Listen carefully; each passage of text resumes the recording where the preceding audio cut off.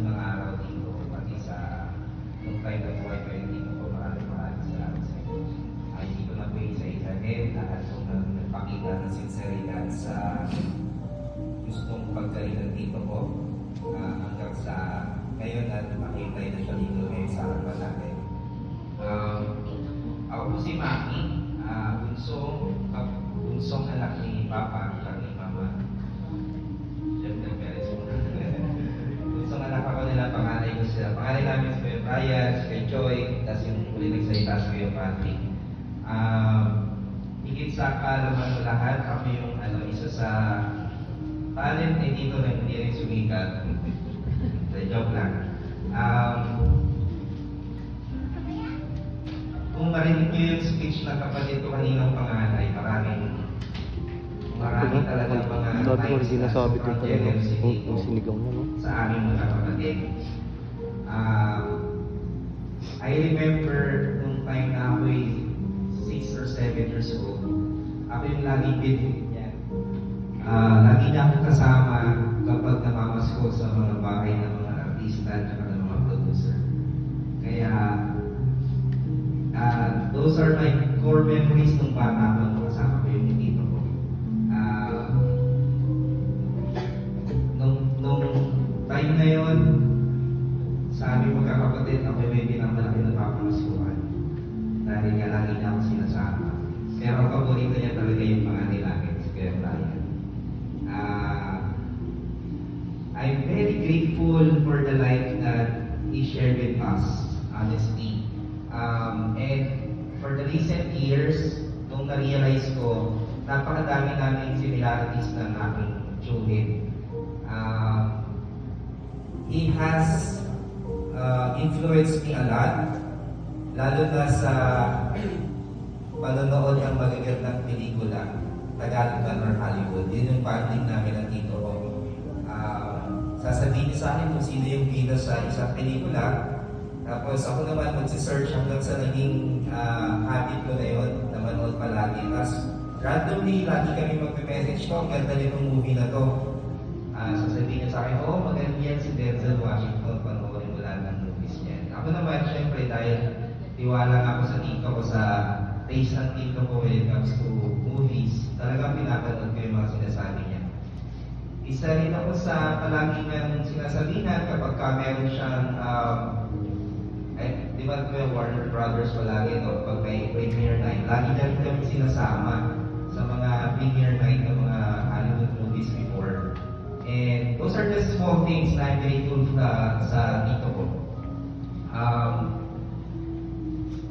For the past 10 years na nagkaroon ng magandang opportunity sa family namin through my work, isa sa pangako ko sa pamilya ko is at least once a year we'll go out and celebrate summer together.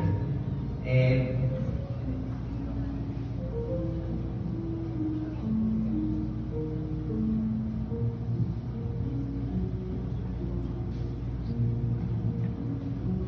nakakalungkot lang na ngayong summer wala na si Tito yung pinalayo may sasama.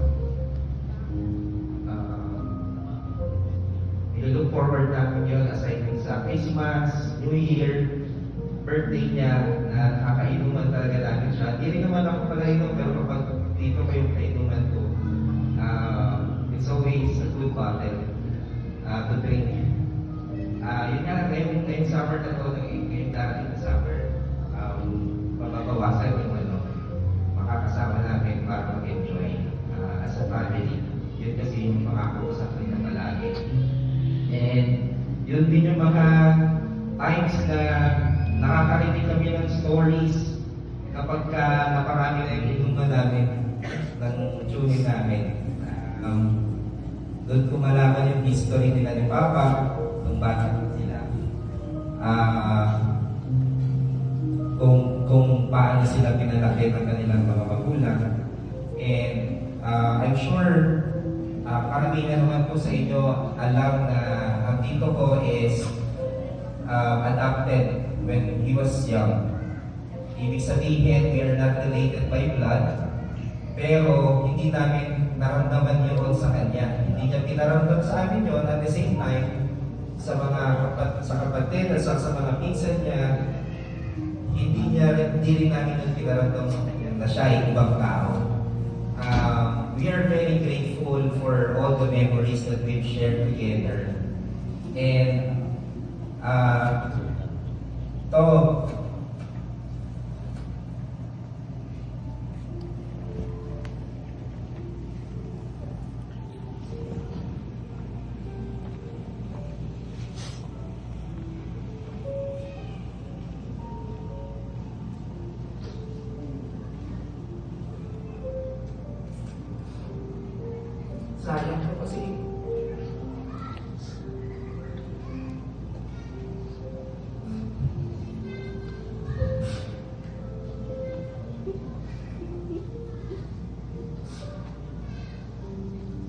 sayang ko kasi kala namin lalabas kami.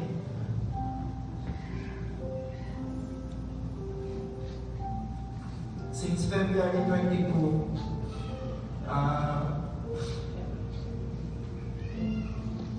when he was hospitalized and he got confined in Makatubem of his very dear friends, si Vice Governor Santi and Ms. Karen. Nakita namin, especially ng mother ko, na araw-araw na hanggang sa ospital, nakita namin kung paano lumaban yung tito ko dun sa nangyari sa akin sa operation. Konti lang nakakaalam nito, pero 3 beses po siya labas-pasok sa ICU dun sa 3 weeks na yun. And yung tito ko, I can really say that he's a good fighter nung time na nakikita namin siya araw-araw. At gusto niyang lumabas. Gusto niyang lahat naman tayo gusto mabuhay ng mas mahaba pa. Hanggang sa hospital, ang banding namin manood ng movie.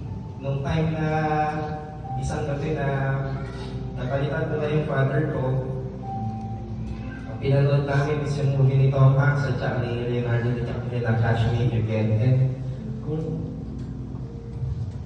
kung na-record ko lang yung tawa ng tito ko noon,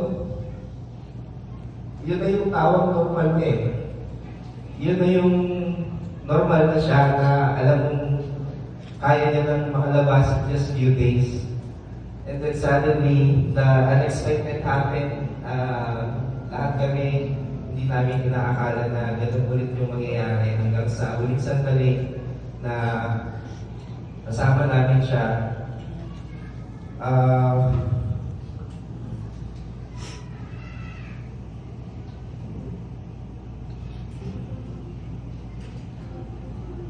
Isa sa pinagsisisihan ko, nung umaga na yun,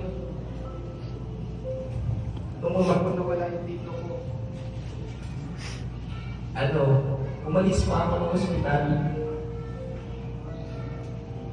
Nung dumating yung tatay ko, umalis pa ako ng ospital.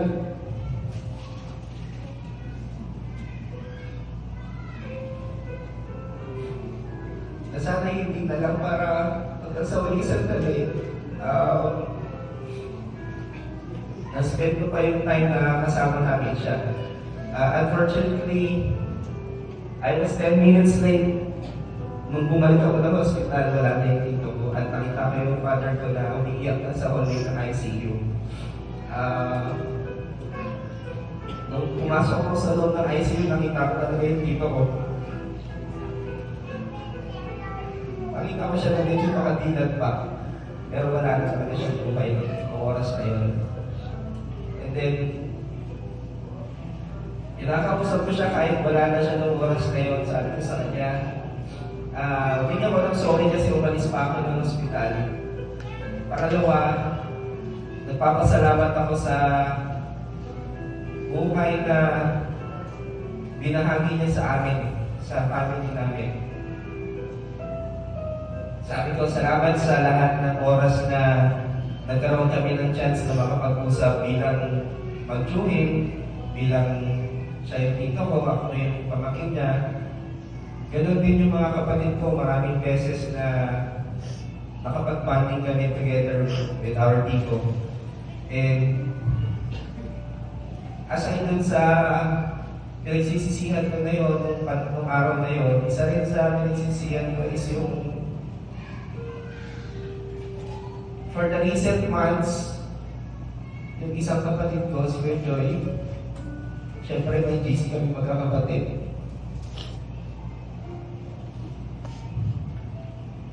Siya yung palagi nagsasabi na ako,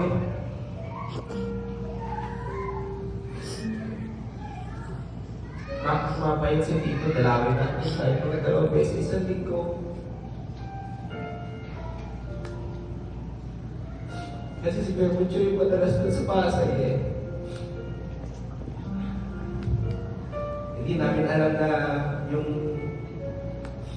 pag-deteriorate ng kanyang katawan, yung pagpayat niya, meron na pala siyang nararamdaman doon. Pero dito kasi, real na hindi niya sasabihin talaga sa'yo kung meron yung bother sa kanya. Kasi as much as possible, you don't want other people around him to worry about him. And also, kung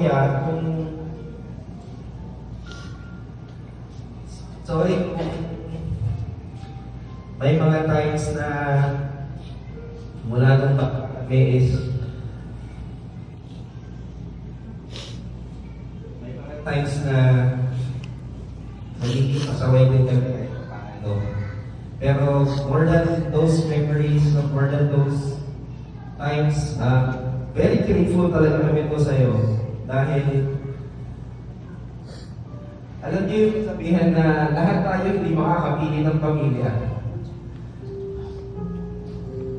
Kasi ipapangalan tayo dito, yung magulang natin hindi natin mapipili. Kapatid natin hindi natin mapipili. Yung tito ko, hindi kami related by blood.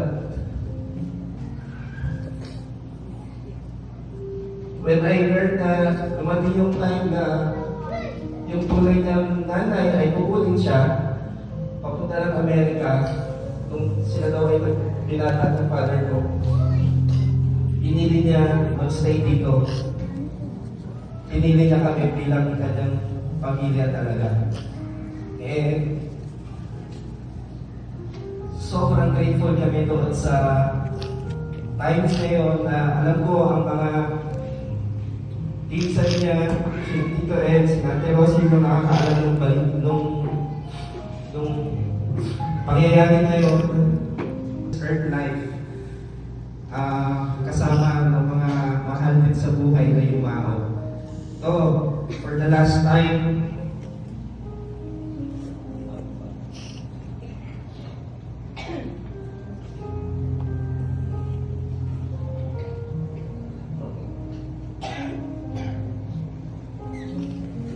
cheers, Tito.